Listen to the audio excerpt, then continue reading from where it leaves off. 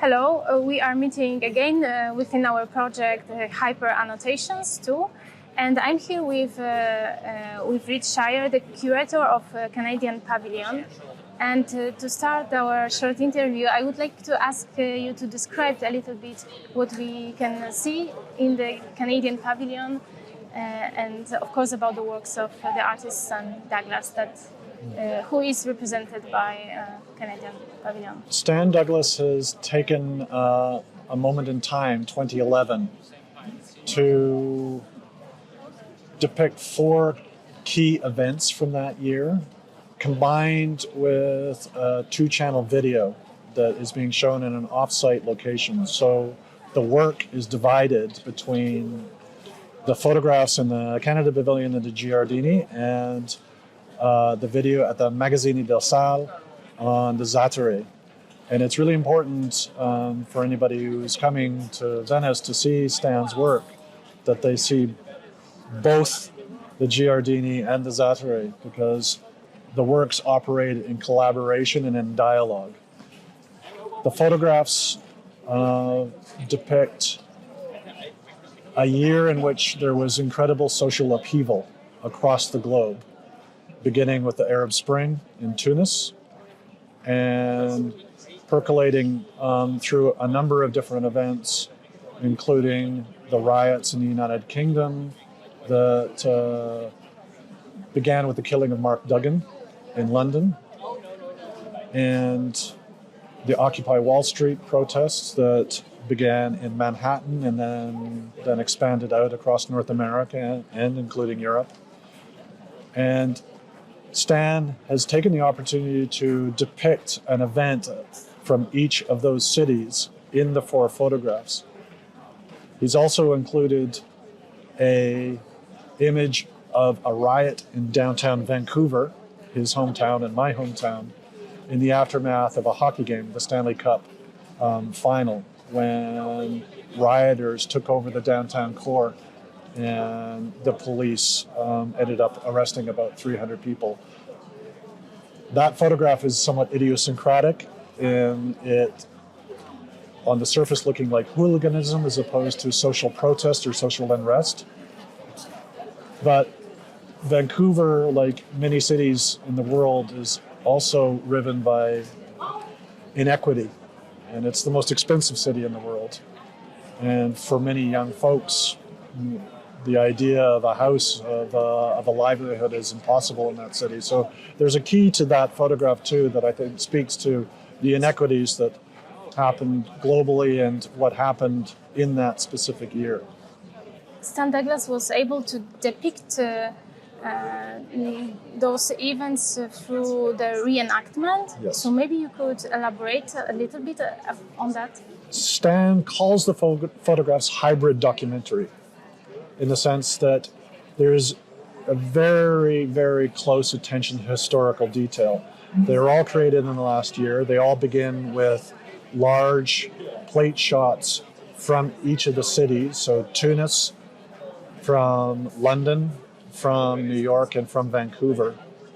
And then through a process similar to making a film, he used a soundstage where he shot actors dressed in costume and then composited the actors into the plate shot to create these depictive moments that looked like documentary images from 2011, but were in fact created in 2021.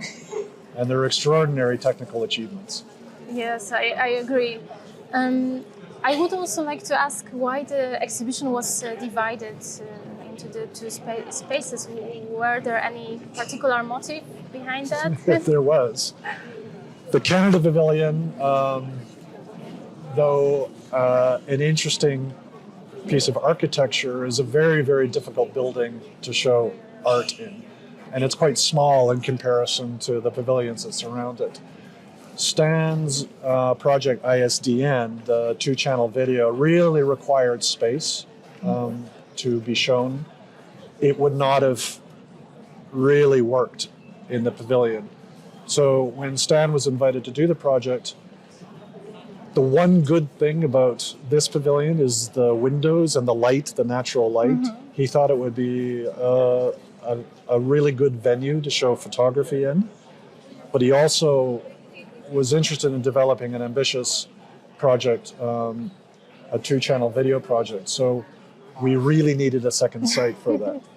So we came in January of 2020 to find that site. And luckily, it happened just before COVID, before everything, the world stopped, and found the site on the Zathari. And I think when you see the work there, you'll be impressed with how that space is so perfect for that work. I would like to move a bit to the topic of the Biennale. What does it mean to you personally to participate in the event, and of course the importance of participating in it after the pandemic, when the Biennale was postponed, and also how different institutions, from galleries to museums, how they can revitalize the art world after this period of silence. So the Biennale is fascinating in the sense of the anachronism of these national pavilions. It's a very colonial model that we all, have to test and to question. What I think is interesting, and what Stan's project I think is very provocative in asking, particularly in the ISDN project, is about the possibility of cross-cultural, cross-national dialogue. It stages a dialogue between two musicians in London and two musicians in Cairo, each speaking a different language, but making music together. And I think it proposes something potentially positive in that, potentially that there are ways that we can speak to one another, that there are ways that nations can have a dialogue. And I think one of the great reasons for the Biennale is precisely what we're doing. We're meeting in a place, in a common place where there's people from around the world all collectively gathering. We didn't have that possibility during COVID. Even though Zoom provided an opportunity to communicate, the chance to actually be here, to meet one another, to meet other people that we might never have even imagined meeting, I think creates the opportunity for dialogue and for understanding and for creativity in a way that many, many other opportunities don't have. So I think for that reason alone, the Biennale is an extraordinary treasure. This leads me a little bit to ask you another question, because we were reflecting on general optimistic approach in arts that we observe, but maybe the last important events like the pandemic, like the war in Ukraine, they maybe should make us think more in pessimistic way. So I would like to hear what is your opinion about pessimism and optimism. Well, again, to take it back to Stan's project, I think the photographs in the pavilion, you can look at as somewhat pessimistic in the sense that they're showing moments where protests have erupted, and in almost every case, the police or the authorities have come in and stopped it. They're contests over space. Each of them represents an occupation of space and a place where who owned that space has come into question. And those uprisings, I think, were a genuine attempt to question systems of oppression. What happened afterwards, you could call pessimistic, as you could call what's happening in the Ukraine, I think, quite pessimistically right now. But what we're seeing in these acts of resistance is the possibility of dominant order coming into question. And I think that very question is at the root of Stan's project. I think it's the root of possibility. It might not come into fruition the way that we hoped it would be. The protests that happened in 2011 might not have resulted in lasting change during that moment, but their existence proposes the possibility that that happens. And I think that is vital. I think, you can't unsee those things. You can't undo them once they've happened.